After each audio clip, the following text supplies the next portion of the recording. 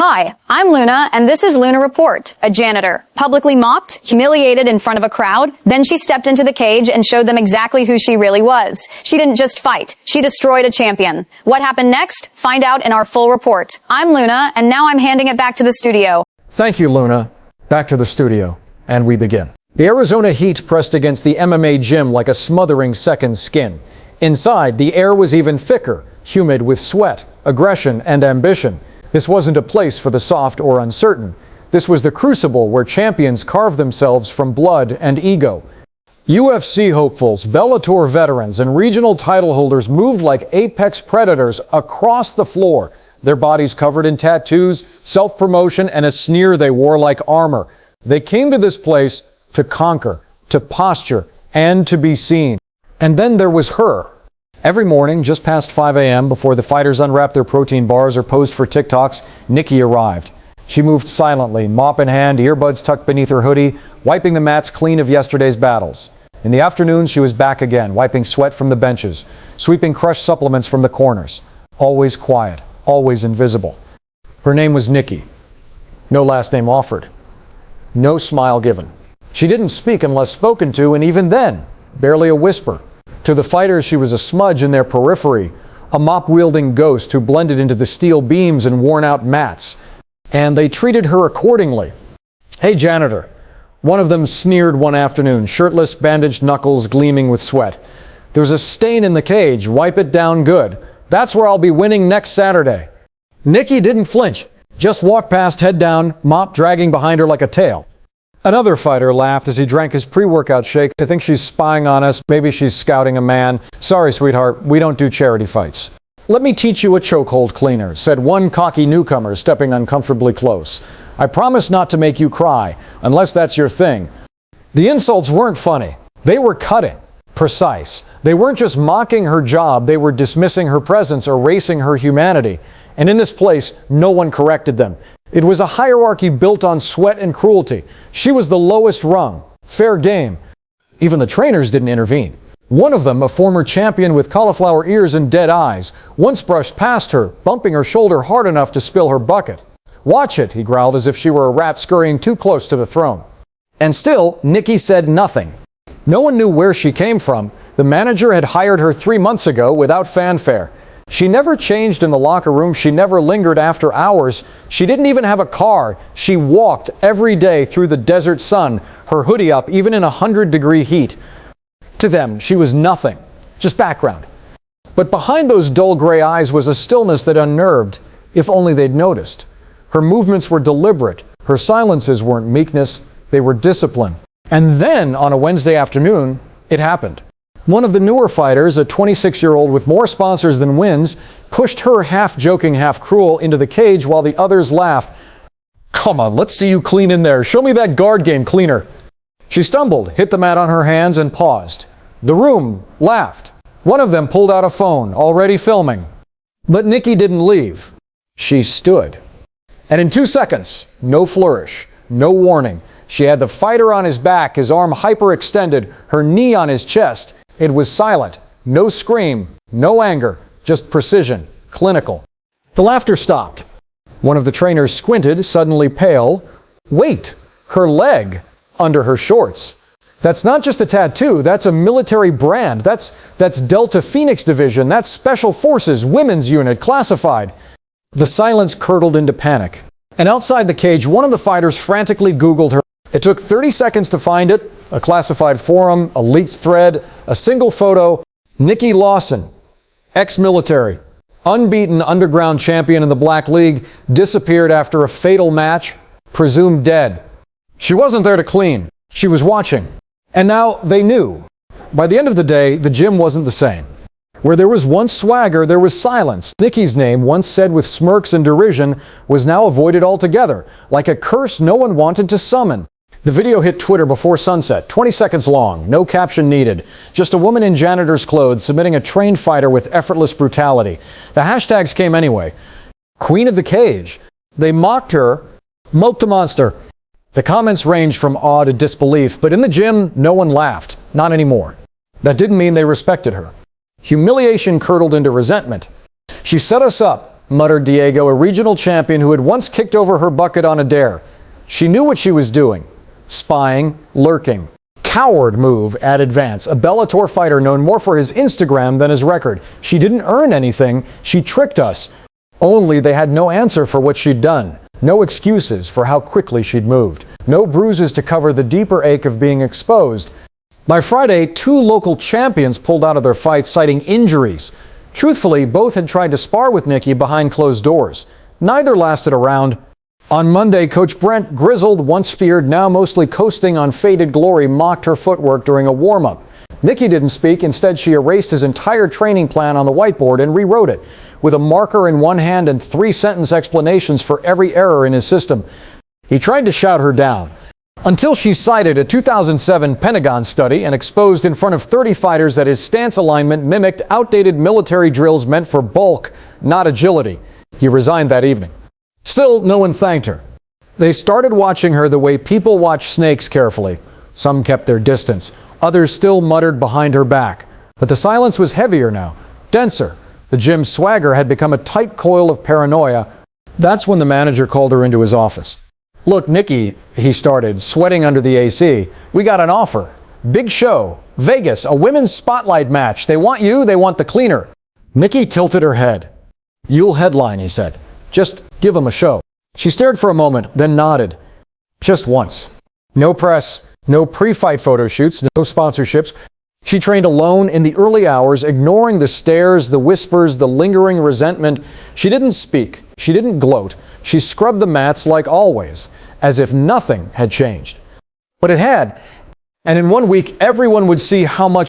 The arena lights burned white against the black canvas, casting the octagon into harsh relief. The Vegas crowd murmured with restless anticipation. Most had come for the co-main event, a well-promoted brawl between 2 influencers with padded records and perfect teeth. But it was the undercard match that had sold out the seats. No promo, no flashy walkout, just a name whispered in gym corners and circulated through a now viral clip: Nikki Lawson. Her opponent, Darla Devastator Monroe, strutted into the cage with her belt slung over one shoulder and a sports drink endorsement across the other. She flexed, grinned, and played to the cameras. She was tall, muscled, loud. The announcer's voice pitched high when calling her stats. Undefeated, 3-time state champion, 6-0 in the Pro League, trained in Muay Thai and Judo. Versus Nikki Lawson. That was it. No titles, no music. Just Nikki, walking into the cage in plain black shorts and a t-shirt with no logo. Her hair was pulled back, no makeup, no smile. The crowd didn't boo, they just didn't know what to do. "She looks like a temp," someone laughed from the front row. "Maybe she's the ref," another quipped. The bell rang. For the first 6 seconds, Darla circled like a shark, showboating, throwing a few jabs, calling out, "Come on, cleaner, give me a reason." Then it happened. A single pivot, a step in. Nikki moved like water under pressure. No hesitation, no tell. One strike, one sweep, one choke. It was over in 18 seconds. The crowd screamed. Darla tapped before she could breathe. Nikki stood, calm, controlled. She helped Darla up, offered no grin, no taunt. The ref raised her hand. Then she did something no one expected. She asked for the mic. She faced the crowd, her voice low, steady, stripped of theatrics. "I'm not a legend. I just showed you who the real fighters are and who's just noise." Then she handed the mic back and left. The video broke within an hour. TikTok first, then Twitter. Then ESPN picked it up. MMA forums exploded. Mop to monster. Queen of the cage. They mocked her. 1,000 fan edits, 1 million reposts. Everyone wanted to know, who was Nikki Lawson? Where had she been? Why was she cleaning floors before dismantling professionals? But she gave no answers. She was back on the mats the next day, sweeping, mopping, still silent. But now, every fighter who stepped past her paused, not out of respect, but fear. They remembered how quickly she'd moved, and how cleanly she'd ended it. By Monday, the gym was unrecognizable, not in look, but in feel. Gone was the casual braggadocio, the lazy insults, the testosterone-fueled laughter that once echoed off the concrete walls. Now it was tension, palpable, like a bowstring pulled taut. Nikki was still mopping, still arriving at 5 a.m., still leaving quietly before nightfall. But the fighters were different. Vance wouldn't meet her eyes anymore. Diego started wearing long sleeves again, even in the heat. covering the fading bruise from the chokehold he'd never admit to. Others whispered theories in the sauna, behind locked locker room doors. She's probably CIA. No worse. Some black ops thing. Special Forces, Delta Tier. Did you see the way she moved? You don't learn that in a gym. You get forged into it. And still, she said nothing. But something shifted. Respect, maybe, but it wasn't admiration, it was fear posing as deference. Not the kind earned from years of mutual grind, but the kind given to a loaded weapon left on a crowded table. Some of the gym's influencers, those with massive followings but barely passable ground game, stopped coming entirely. Their sponsorships were suddenly quiet, their post counts dropped. One removed the gym's location tag from her bio. A week passed, then two. And something else happened. People started showing up not to train but to watch. Teenagers, coaches from other cities, a producer from a fight docuseries who lingered in the corner with a clipboard. They weren't subtle. One morning, Nikki finished wiping down the benches only to find a cameraman pointing a GoPro at her mop bucket. "You were the ghost everyone's talking about," he said casually. "The legend who cleans the mats and wipes out egos." She said nothing, just tilted the bucket, let the water spill out with surgical calm, and walked away. He didn't film her again. But not everyone got the message. Coach Lang, new hire, cocky 40s, used to coaching semi-pros, decided to push the boundaries. He stopped her as she passed the weight cage, holding up his clipboard like a badge. "You think being quiet makes you smarter?" he said. "You don't talk, you don't coach, and you don't answer to anyone. This gym's not yours." She looked at him, one slow, dispassionate glance. He raised the clipboard again. "Let's see how good you are, Miss Military. Grab the marker, teach us." He was mocking her, but she didn't flinch. She walked to the whiteboard, picked up the marker, and in less than 5 minutes, tore his entire grappling strategy apart, line by line. Data, force angles, combat-tested counters. Every correction was precise, every sentence carved without ego. When she finished, the room was silent. Lang stared at the board, at the fighters now watching her, then walked out. He never returned. The gym's hierarchy crumbled like a poorly taped glove. By the third week after her fight, Nikki's presence didn't just shift the mood, it reshaped it. Not through power plays or speeches, but by being unshakably present, calm, relentless, untouchable. The fighters, those who remained, were split. Some watched her with a reverence they didn't know how to name. Others nursed bruised pride like open wounds, trying to train harder, louder, as if volume could erase the footage of her effortless dominance. And some? They plotted. Petty men. Thin-skinned warriors, the kind who built their identities around being feared. They didn't take humiliation quietly. So they waited. They watched. Until one of them, a heavyweight brawler named Tremaine, finally snapped. He was a 2-time state champ with fists like anvils and a jaw that had taken elbows from UFC main eventers, and he hated being ignored. One Thursday afternoon, while Nikki refilled a bucket in the back hallway, he blocked her path. No cameras, no audience, just the two of them under flickering fluorescence. "You think you're better than us?" he said, stepping closer, his sweat-soaked shirt clinging to his bulk. "You don't talk. You don't nod. You just watch. What the hell do you think you are?" Nikki didn't step back. She didn't raise her voice. She just stared at him. Not with defiance, but with stillness. A stillness so complete it made him flinch. "I asked you something," he growled, pushing her shoulder, not hard, but enough to demand reaction. She blinked, then moved. 2 seconds. Tremaine's back hit the wall, breath gone, wrist locked above his head, her elbow braced just under his chin. His feet scrambled, but she didn't press harder, just held him. Neutralized. "You don't fight," she said finally, her first words in weeks. Voice low, level, cold. "You perform." She released him. He dropped to the floor, gasping. And she walked away, mop bucket trailing silently behind. Word spread faster than the footage ever did. She hadn't heard him. She hadn't gloated. But she'd spoken. And those 5 words hit harder than any punch. "You don't fight. You perform." It was a mirror none of them wanted to look into. The next day, Tremaine didn't show up. And the gym, once a temple of ego, began to feel like a place of reckoning. The gym's office smelled of coffee, sweat, and something else, unease. Manager Rick Caldon sat at his desk staring at a blinking cursor on an email from a major promotion company. The subject line read, "Main event offer, Nikki Lawson." The payout was 6 figures. The venue, national TV. He wiped his palms on his jeans. It wasn't the money that unsettled him. It was her, the woman he'd hired under a fake name from a second-hand reference, who mopped bloodstains more quietly than most men walked, who dismantled his roster without gloves. She was bad for morale, but she was good for business. He stepped out of his office and spotted her at the far end of the mat, kneeling as she cleaned under a bench. Just like every day. No fanfare, no change in routine, even now. "Nikki," he called, keeping his tone light. "Got a minute?" She stood, wiped her hands on a rag, and walked over. No expression, just those same eyes. Quiet, unreadable, like smoke on steel. Rick cleared his throat. "There's this offer," he said, sliding the printed contract across the front desk like it might burn him. "Big fight, real spotlight, ESPN coverage, hell, even Dana White might show." She didn't touch the paper. "You'd be the main event," he added quickly, "against last year's strawweight champion. Big audience, big money, real stage." Nikki's gaze fell on the paper, then on him. "Is it for me?" she asked softly. "Or for your gym?" Rick hesitated. "It's a win-win." She gave a small nod, almost imperceptible. "I'll fight," she said, "but no sponsors, no interviews, no branded gear, no hype." Rick blinked. "None?" "I don't sell who I am," she said, turning. "I just show it." The gym watched her leave like she'd just dropped a grenade on a velvet pillow. Later that day, fighters began whispering that the offer had gone through, that Nikki was officially on the card, that the fight would be broadcast coast to coast. She trained that night in silence. No pads, no mirrors, just raw drills in the back corner while others half watched, half feared her. They thought they'd already seen what she could do, but she was just beginning to warm up. By the end of the week, the gym wasn't just wary, it was divided.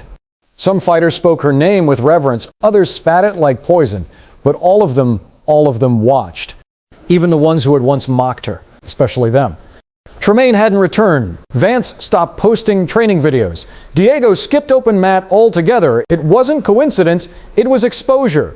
They had been unmasked, not as frauds, but as performers. And nothing cut deeper than knowing the audience had seen through the act. But no one dared confront her, except one. Jamie Cortez, national amateur champion. Fast, technical, with a spotless record and a mouth that moved faster than his feet. He didn't like the silence Nikki brought. It made him irrelevant. "She's a ghost," he muttered in the locker room, loud enough for others to hear. "Hiding behind a mystery. I've never seen her take a real hit." No one responded. So he pushed harder. "Come on, people, what are we doing? Worshipping a cleaner with PTSD and a secret handshake. This is MMA, not some Marvel origin story." Still, no response. So he turned to his phone. That night a clip went live. Jamie, facing the camera, shirtless, cocky. "I'm calling her out. Nikki Lawson." "Yeah, you. Let's see if you're more than a viral fluke. Spar me. Open mat. No cameras. No tap-outs. Just you and me." The comments exploded. "Call out the cleaner." Trended by morning. Reporters called the gym. Fans started camping outside. The front desk had to disconnect the phones. And Nikki? She kept mopping. No change in routine, no rise to the bait. Until Friday. Open mat. Jamie stood in the center of the ring, pacing, gloves on, camera crews barred from entry. But the fighters stayed. Coaches stayed. Even Rick, standing in the corner, arms crossed. Nikki stepped in, hoodie on, no gloves, hair tied up. No entrance, no words, just movement. The moment the bell rang, Jamie lunged. It took her exactly 6 seconds to put him down, not with a strike, not with a submission, with stillness. She slipped past every swing, dodged every jab, moved like she was 5 seconds ahead, then stopped. He tripped on his own momentum and hit the mat, gasping. She hadn't touched him once. The crowd said nothing. She walked out of the cage without even looking back. Jamie sat on the mat, sweating, breathless, ego shattered. And for the first time, the gym didn't laugh. They looked at her the way soldiers look at war. Not with glory. With awe. The Jamie clip never made it online. Not because it wasn't filmed, but because no one dared post it. A few tried, but the footage kept getting pulled by unknown sources. Some claimed it was flagged for privacy. Others whispered something darker, that Nikki had contacts. High ones. Military-level clearance. The gym buzzed with rumors. Someone swore they saw a plain black SUV outside the night of the sparring. Another claimed Nikki used to run with a covert competition. No weight classes, no refs, no rules. The Black League, they called it. The kind of place you only left in a stretcher or a body bag. None of it could be confirmed. But fear didn't need facts. Just enough imagination. By Monday, half the gym had altered their schedules. Others trained in the early hours to avoid sharing space with her. One fighter, a rising welterweight named Kane, quietly relocated to another facility. His reason? She doesn't just fight, she reminds you. Meanwhile, the gym's manager, Rick, sat in his office, buried under endorsement offers, promotions, sponsorships, even a documentary producer from Netflix. He scheduled a staff meeting to discuss the attention. Nikki didn't show up. She was already in the cage alone, barefoot, shadowboxing in silence, as the sun began to rise. Rick approached her after. "They want to name the next fight after you," he said. "The Cleaner's Redemption. Your story, your title, your rules. Mainstream, big payout." She looked at him, unmoved. "I'm not here to redeem anything," she said. Rick hesitated. "Then why are you here?" She didn't answer. Not at first. Then, after a moment, "To find out if anyone here can actually fight, or if it's all noise." She walked past him, grabbed her mop, and got back to work. That afternoon, ESPN released a special segment, The Phantom of Arizona, Who is Nikki Lawson, complete with slowed-down footage, military analysts, and combat breakdowns. A week later, her fight was confirmed. The opponent, Ava Tran, national title holder, brutal striker, former Olympic silver medalist, the best. The fight sold out in 14 minutes. And Nikki? She mopped the ring that night like she always did. Floor clean, eyes quiet, surrounded by echoes of a world that had finally started whispering her name with respect. The arena was colder than expected. Steel, lights, silence under tension. Vegas again, but this wasn't the undercard. This was the main event. Every seat was sold. Every screen across ESPN, TikTok, and YouTube Live buzzed with anticipation. The crowd was split, half cheering for Ava Tran, the darling of the circuit, sharp, media-trained, lethal in interviews as in the cage. The other half? They didn't cheer. They waited, watched, like people who'd heard a myth and finally came to see if it bled. Nikki stood in the corner.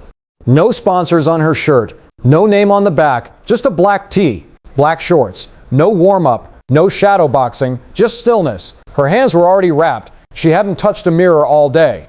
Ava, by contrast, bounced in place, gloves flexing, mouthguard clamped tight, tattoos glinting under the lights. She waved to the cameras, winked at the front row.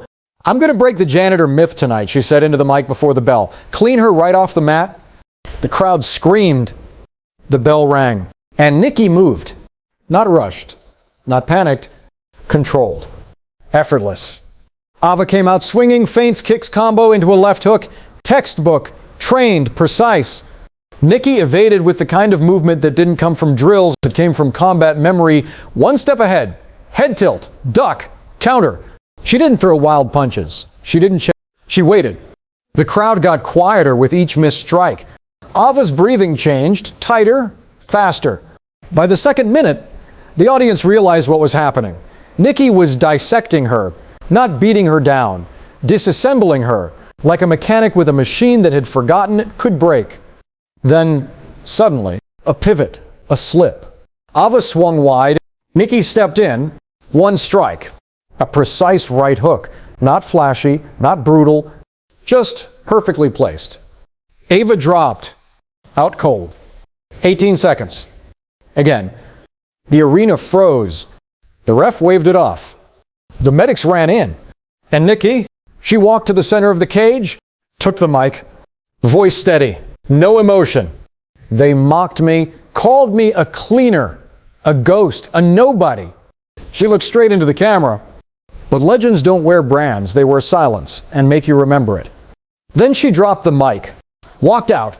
No trophy held, no fist raised, just footsteps echoing in a stadium full of people who would never forget the name they once laughed at. They say silence has weight. The morning after her fight, silence crushed the gym.